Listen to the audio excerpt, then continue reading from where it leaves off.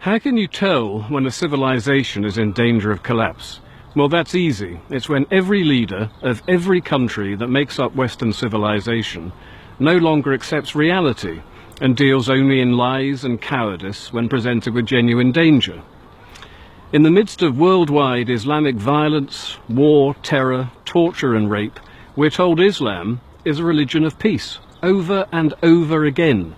It's a sign of total cowardice to state Islam is peaceful, when it is undoubtedly an ideology of supremacism and war.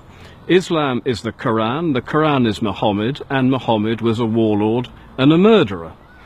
Now, Mecca today is the international shrine to Muhammad, but it didn't used to be. First he had to defeat the Meccans when they laid siege to his exiled home in Medina. Muhammad won the battle and was then involved in the execution by beheading of 700 Jewish male members of Medina's Qurayza tribe.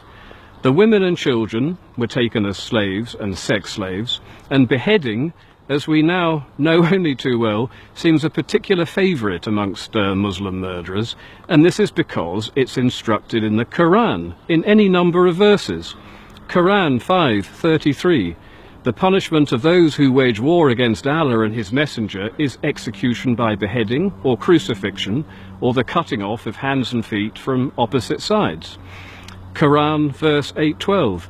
I will instill terror into the hearts of the unbelievers, smite ye above their necks and smite all their fingertips off. Nice one. Quran 47:4. Therefore when ye meet the unbelievers, strike off their heads.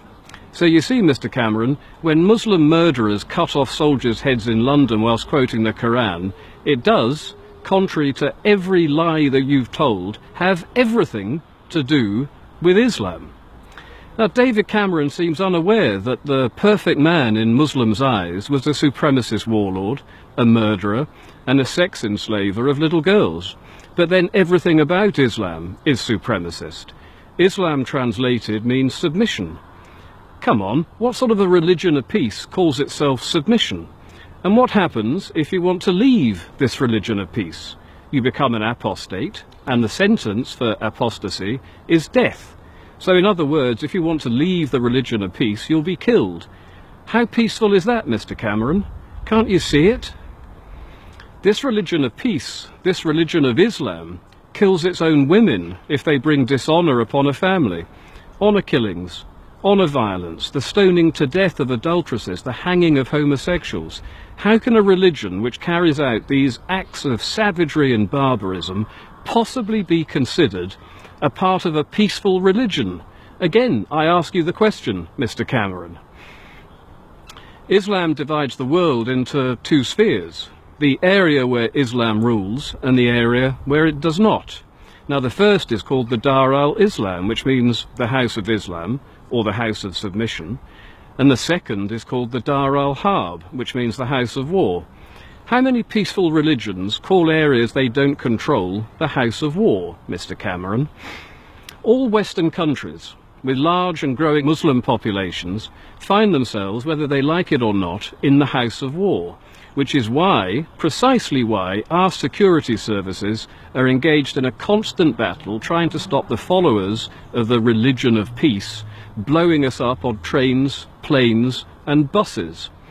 And good old Muhammad, he wasn't just a warlord, he was also a rapist and a sex slaver, which is exactly why we see rape and sex slavery happening today, and not just in Syria, but in towns and cities all across the West, wherever there are large numbers of Muslims. Notably Malmö in Sweden, which is now the rape capital of Europe, and the Islamic State, ISIS Islamic State, is currently, right now today, selling sex slaves in Syria, as are Boko Haram in Nigeria, and Britain has recently passed a new sex slavery bill in an attempt to halt sex slavery in England, which is yet another aspect of cultural enrichment we are supposed to celebrate that we didn't used to have to do before Islam arrived on our shores. And the reason why modern-day Muslims rape young girls in Western countries is because they don't recognise non-Muslim or infidel laws anyway, but young girls are deemed sexually permissible to Muslims in England because their perfect man Muhammad married one of his wives, Aisha, when she was 6, and consummated the marriage when she was 9. But you don't consummate a marriage with a 9-year-old girl, you rape her.